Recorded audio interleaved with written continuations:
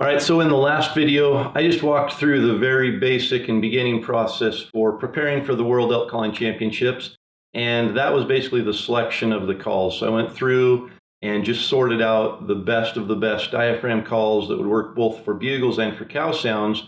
And so today I kind of want to jump into the next part of what I'm doing to get ready for the Rocky Mountain Elk Foundation World Elk Calling Championships. And this involves actually ranking each of my diaphragms. So I go through the ones that I selected that were the best of the best, and then actually rank them from 1 to 10. And that's based on just those attributes I'm looking for. Easy to use, hitting that right note every time, consistency, and making the right sounds. So I'm going to pick out the top 5 or so, and those are the ones I'm going to start practicing with daily from here on out. And we're about 3.5 weeks out from the contest at this point. So each day I'm going to pick those top 3 or 4, maybe 5 calls, and just go through and basically do my routine, my calling routine, focusing mostly on bugles. I'll throw in some cow call practice, but mostly that muscle memory, the tongue control and everything to get those bugles and hold that high note is really critical for my practice. So I'm going to go through and basically I'm just going to bugle with each of these and just see which ones just hit that perfect bugle, just up the scale, hold the high note, come back down, and rank them according to that. From there, I'm going to go into my actual routine that I use on stage and practice that just so I get comfortable with it. You get on stage with all the nerves and everything, and you don't want to forget a call and kind of sit there and think, what call did I just do, or what do I need to do next? I'm going to have it memorized, so I go through that routine over and over here for the next 3.5 weeks, getting ready for that 45 seconds on stage. So I'm just going to go through the diaphragms I've selected for bugles at this point, and basically pick up one at a time, bugle with it, and kind of get an order set for which ones are the top 5. I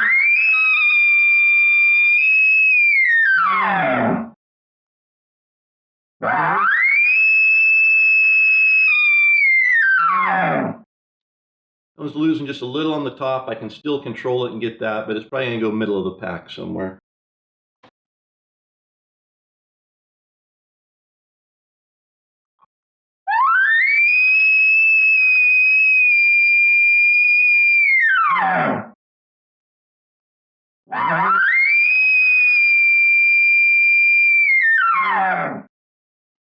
That one's really consistent, easy to use, but it's not quite hitting that high note right at the right pitch that I'm looking for. I might be able to manipulate that a little bit, but again, probably more middle of the pack on that one.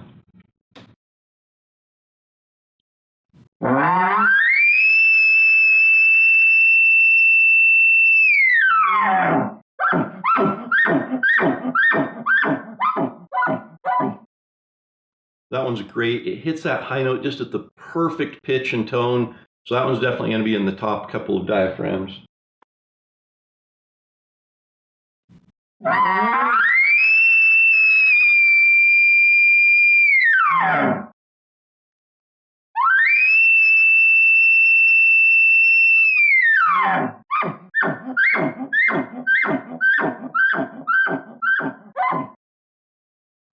My first call with that one, I kind of missed that high note. I was able to reposition my tongue and get back in there and hit it. I think with practice, this one actually has a little bit better tone than the previous one I just called with. So this one's probably going to go above it in that top couple of call position.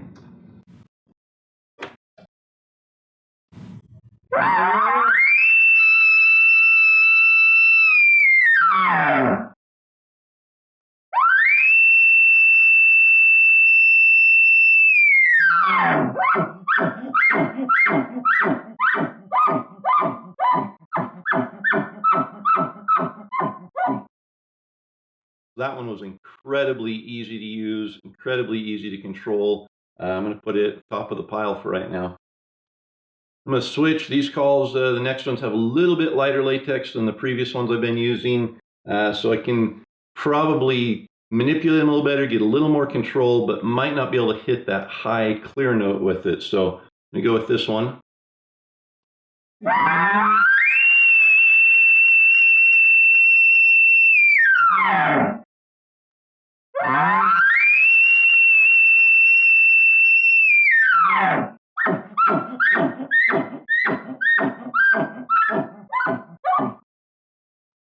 Probably my favorite one so far. The only thing that I don't like about it is the high note. Takes a lot of tongue control to hold it in there. It doesn't just lock in on that high note. So I'm going to put this one towards the top of the pile as well, probably number 2 or so, but it goes up the octave just super smooth, hits those notes, gets to that high note, which it's a really pretty high note, but again, just doesn't quite hold it locked in there. Again, practice on my part is going to definitely improve that, and because of that, this one's going up high in the ranking. Then these last couple, they're the pink ones. They have really light latex. Again, super easy to manipulate and control. Really sweet sound comes out of them. But a lot of times that high note, you just don't lock in quite on it. It takes a lot more tongue control to hold that just real clear high note.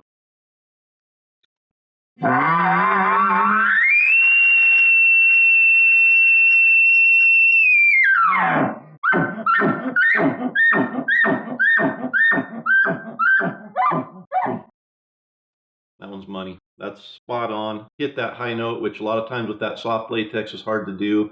If this gets number 1 or number 2 position, I'll definitely have one with a little thicker latex backing it up. Just with nerves and everything, you want something that's really going to lock in good for the contest. Otherwise, you'll hear the flutters, you'll hear your heartbeat, you'll hear all these little imperfections that for hunting don't matter at all. But on the stage, you just want it to be clear and really spot on. So this one's going top position right now, and that'll leave me with 6 diaphragms ready to go. I'm going to go through them again here and literally rank them top one to the next. Then I'm going to use number 2 and number 3 probably to do most of my practicing with. And when I get to that point where I'm practicing, I'm just going through my actual routine. So I'm just going to go through, I'm going to take this diaphragm that ended up in number 1, and I'm going to show you what my actual calling sequence is, the routine that I practice every day from here on out, 4 bugles, to get ready for the calling contest. And my philosophy when I approach a calling contest is to keep the bugles just clear and really just go for more of an authentic bugle sound, more so than trying to add a whole bunch of variety. Bull elk make a lot of different sounds, and depending on the judge's knowledge of elk and experience with calling especially, they may or may not know what those different sounds are, and it may actually be a distraction for them. On the flip side, some of them might want to hear that variety, so I try to just find that balance where I'm getting a couple good bugles in, some barks and chuckles, and some of the more common sounds that a bull elk would make, and kind of stay away from maybe some of the growls and different sounds that elk do make. So my calling routine is it's very simple. I start with a full bugle, start with that low growl up to the high note, come back down, end with some chuckles. Then I go right into a lip ball bugle, and that's just the real growly, mature herd bull type of a bugle.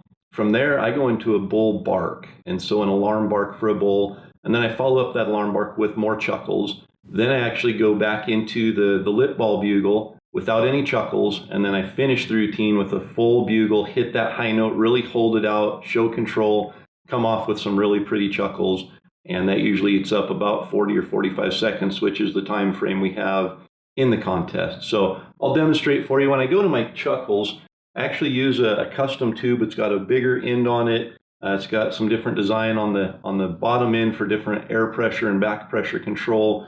But what it does is it really hits those chuckles really hard. So you get a good booming guttural sound in it. It changes the octaves in those chuckles and really just accentuates the chuckles. I'll show you the difference. So this is my normal tube that I use for just about everything else, and then I'll show you what the chuckles sound like in this one.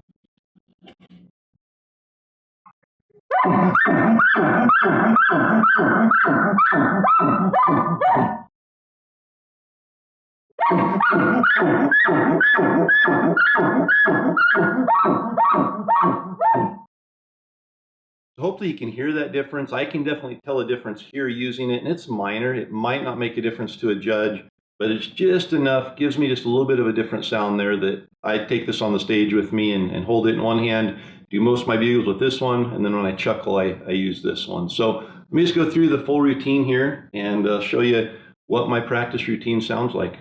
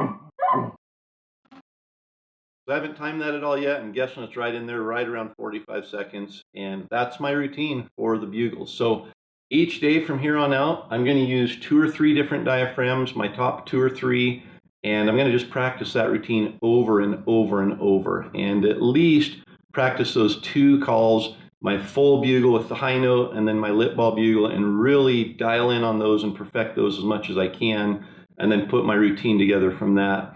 So that's basically it for what I do to prepare for a calling contest. When it comes to cow calls, the diaphragms are different. I'll go through the same process as I did for the bugles. I'll pick out the top 4 or 5 diaphragms there, and then I'll really key in on those and start practicing with those specific diaphragms. I'll do that today, just trying to get a good variety so I can get good cow calls that are a little bit lower pitch. I can get good calf calls at the higher pitch, really good control without any breaks or popping in that latex. So that'll be my strategy to go through and select those for the cow sounds. Once I have those selected, I will number them. I'll take a marker or a pen and write on them number 1, number 2, number 3, number 4, number 5. And that way I can really, as I go through and practice, there's going to be one that stands out to me, and it might be number 3.